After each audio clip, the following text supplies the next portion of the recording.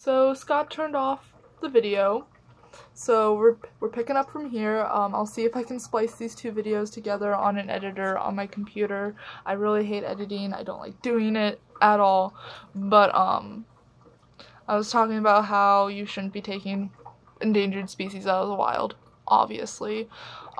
There's not much else to say on these guys' care. It's very simple care. You can do bioactive enclosures, but I'm not to that point where I have the time or the means to do a bioactive enclosure. I would say they're much easier though with these guys, since they do poop randomly, and it would be easier to have a bioactive, as where a Leo, a leopard gecko bioactive, wouldn't be very suffice since they just poop in one corner. But these guys, it's much more convenient because then you don't have to clean it in the same way.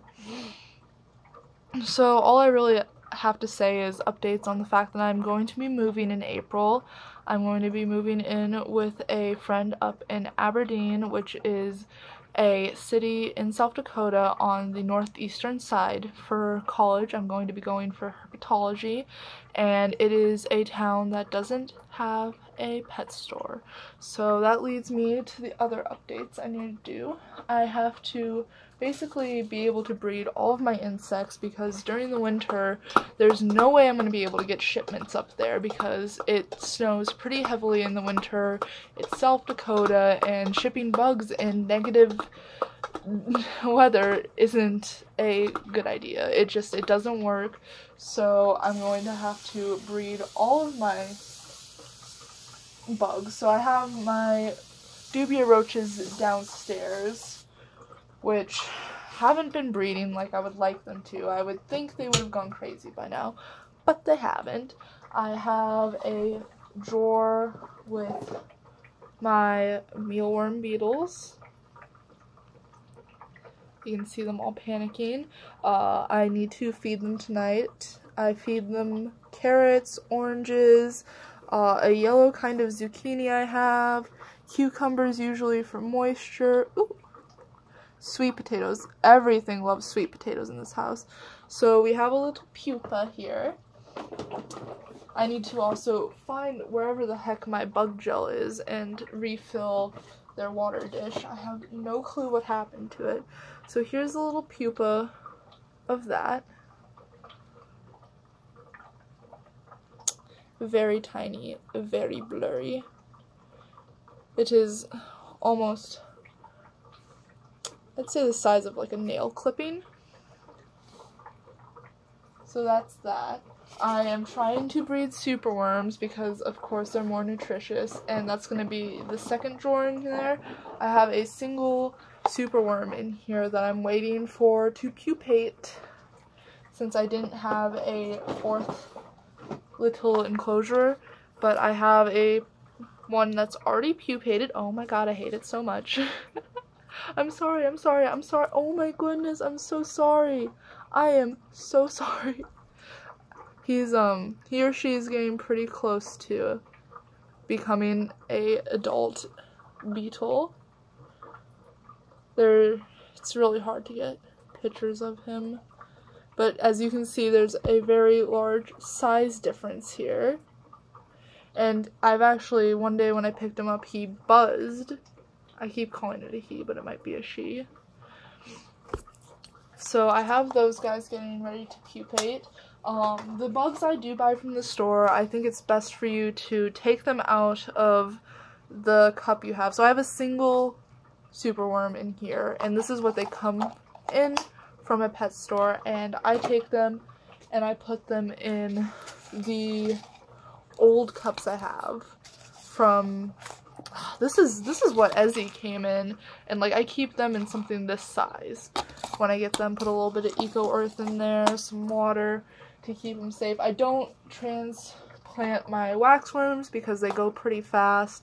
I do not refrigerate my waxworms. I give them a little bit of hornworm meal to keep them fueled and stuff, but poppy seed and Ezzy go through them fast enough that we don't have to worry about that. And I am going to be trying to breed hornworms, and this is going to be an outdoor operation. I luckily can basically keep them in Eco Earth so they don't pupate until summer, when I moved out, and I'm going to have them outside in a butterfly thing with a tomato plant and a hummingbird feeder because they drink nectar. I think caterpillars are one of my favorite things. I've been bitten by hornworm before, so I don't really like them in worm form. I'm gonna put this back because he's delicate, but I actually highly prefer moths to butterflies, so I'm actually really going to enjoy having these guys around. I think moths are very cute, and I'm very much looking forward to having them around. I do not have my roaches in my room.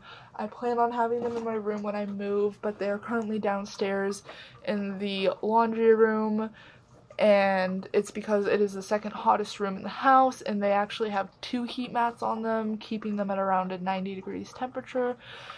They're not breeding. I think I have too many males. I haven't seen any wing damage yet, so they haven't been fighting or anything. They get fed every day. They just don't want to smash, I guess.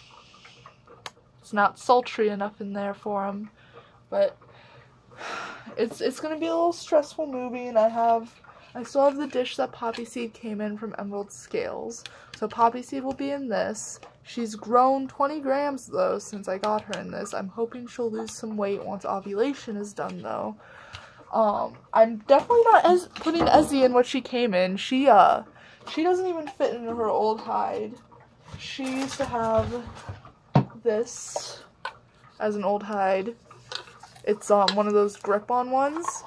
She doesn't even fit through this entrance anymore. None of my lizards do. I don't know what I would use this for. She used to like fully fit in this, be able to turn around in it, get up in here. She does not fit anymore, and I know she's not done growing yet because her patterning has only come in like 1/3 of the way, because she's only got some patterning on her head and on her tail, nothing else. I got my hornworms from Josh's Frogs. They were very cooperative about that, and I'm very thankful for that because my post office kept killing them by not telling me right away when they delivered them and by putting them upside down in the mailbox and like shaking them around and stuff. So that was a mood. So I'm gonna try to use this for Scott for transporting him. It's going to be a 6-hour drive, and I have 3 lizards to transport, a tank of fish, and a cat. So wish me luck. And bugs. Got bugs to transport. Heaven forbid like something spills in my car and there's mealworm beetles in my car. That's gonna be fun if that happens. And so I have to get this guy fattened up too before we move out. So it's going to be interesting. I'm really looking forward to showing a setup because clearly right now I'm sitting on the floor of my bedroom. This is on a Japanese snack box, and my lizards are literally on tile and like pieces of trimming wood holding them up off the carpet so they don't like set things on fire with their heat mat. But they're going to get a proper stand. Scott's probably going to get the top of a dresser to himself, and it's going to look spicy. So with that, introducing all of my animals except for my fish tank, I'm going to end the video there.